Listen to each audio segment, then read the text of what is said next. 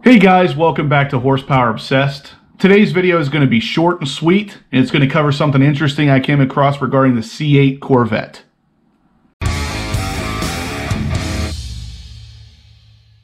I found these pictures that had been leaked online of the key fob. And I know what you're thinking. A key fob? Seriously?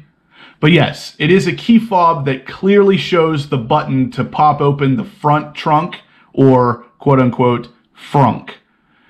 This basically indicates that the car that this remote belongs to is a mid-engine car with the trunk located in the front. Of course, another option here is that the front trunk or frunk is accessible because the Cadillac we're looking at is a full hybrid. Back in the day, Cadillac released an ELR. It was basically an electric version of their Cadillac. And honestly, I always thought it was a nice looking car, but it didn't sell very well. So I highly doubt that Cadillac's going to try something like that again.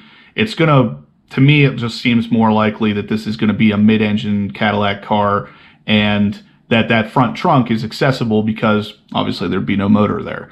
Now, these cars being hybrid assisted or electric motor assisted is definitely a possibility, but going full hybrid, I don't think that's going to happen yet, just because that ELR didn't sell as well as they had hoped, and obviously the electric car thing for them just didn't work out the way they wanted it to.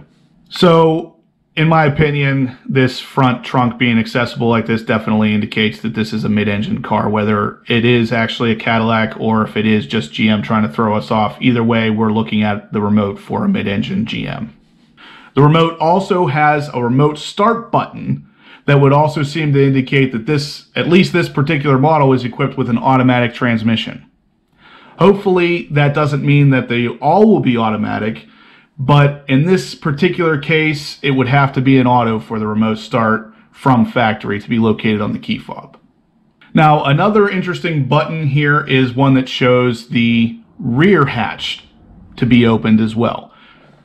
Now, in one of my previous videos, I showed what supposedly was the C8 Corvette on the Nürburgring with the team that was driving it behind it having the hatch opened.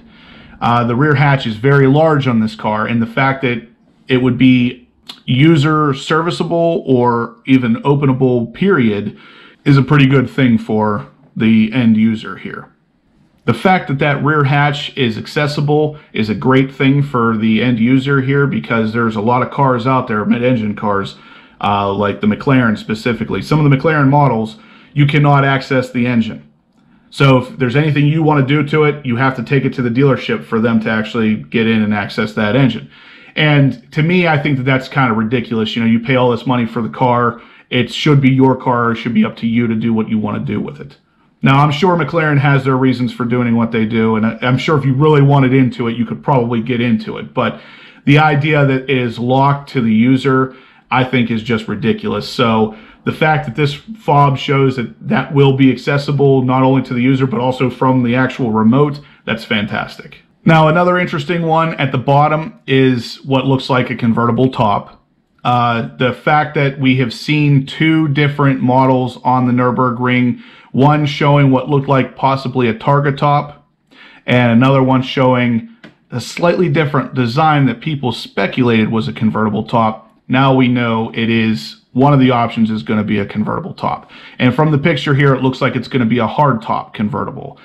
Sort of like some of the Ferraris that have the rear end open up a little bit, and then the actual hard top collapses into itself and goes into the actual rear trunk area. And then the top part closes back down over top of it.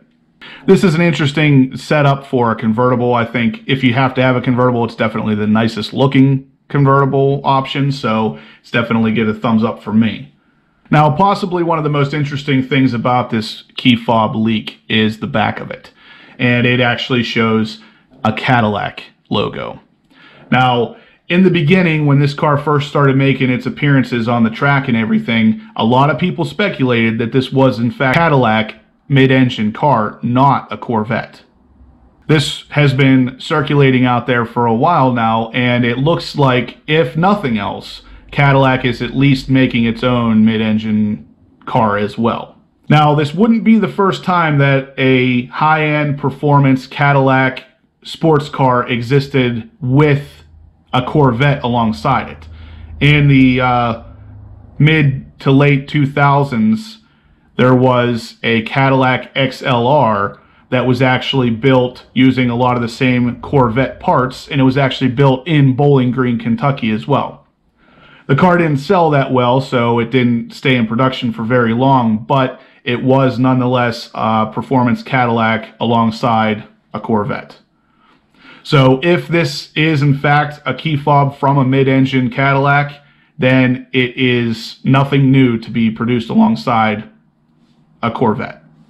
Now, there's also a lot of speculation out there stating that GM purposely leaked this key fob with a Cadillac logo on it to kind of throw us off the idea that there is this C8 mid-engine Corvette coming.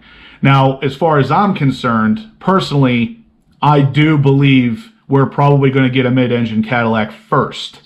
It makes the most financial sense to me, at least, to make the C8 Corvette by itself and not continue the production of the C7.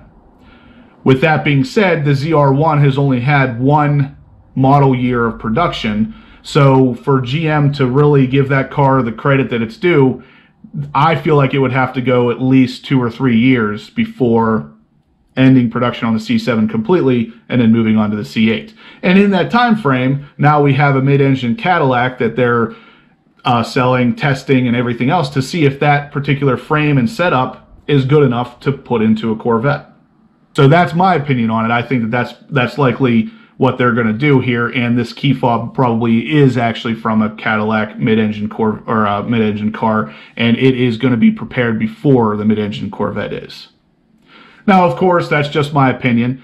It is possible that these cars both come out at the same time, that we get the mid-engine Cadillac and a mid-engine Corvette released at the same time. That's always a possibility. Or it is also possible GM purposely released this key to throw us off the fact that the mid-engine Corvette will be the first one released.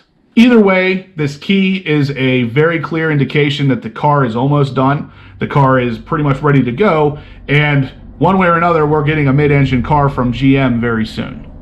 I personally like the design of the remote as well. Not that this is a huge selling point. It's not going to make or break a deal for me, but at the same time, it actually does look pretty good. One of my complaints with the C7 was the actual key fob. I know, stupid, but either way, I'm glad to see that they kind of took it back to the drawing board and made it a little more appealing. Another interesting possibility would be that the C8R is more likely to be the mid-engine Corvette design that we get, and the car that we've been seeing testing on the Nürburgring is actually, in fact, the mid-engine Cadillac.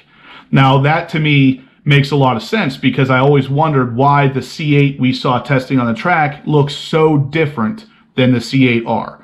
Back in the day, the C7 and the C7R have a lot of visual similarities. Like the basically looks like the same car, minus, you know, a couple of things that they need specifically for racing on the C8 or C7R.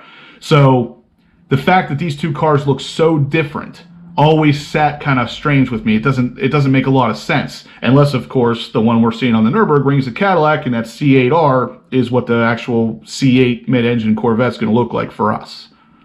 So let me know what you guys think down below. Which one of these theories do you think is the most real possibility? Anyway, guys, that's going to do it for the video today. If you liked what you saw, give me a big thumbs up. If you have any questions or comments, shoot them in the comment section down below. And as always, I'll catch you guys in the next upload.